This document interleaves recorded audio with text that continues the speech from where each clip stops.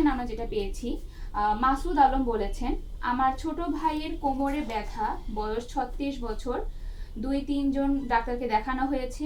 তারা এক্স-রে করে বলেন কোমর এবং পায়ের জয়েন্ট গোল একটি হাড় সেটা থাকে, সেটা নষ্ট হয়ে গিয়েছে। এমত অবস্থায় আমরা কি করতে পারি, দয়া করে জানাবেন।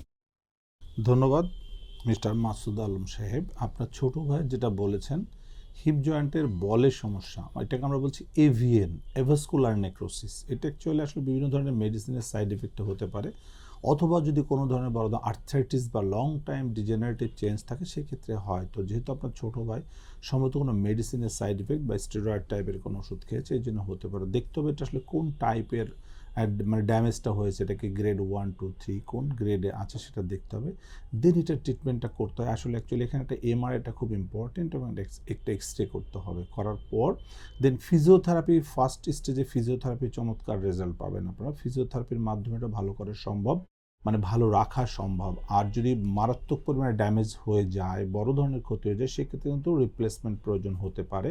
বাট আমি বলি যেটা, যে ইনিশিয়াল স্টেজে আমরা অবশ্যই ফিজিওথেরাপির মাধ্যমে সুস্থ করার চেষ্টা করতে পারি।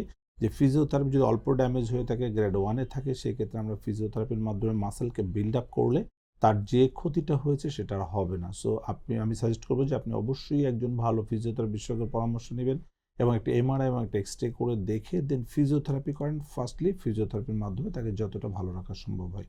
ধন্যবাদ আপনাকে। এসপি হাসপাতাল, আন্তর্জাতিক মানের পূর্ণাঙ্গ ব্যথা নিরাময় হাসপাতাল।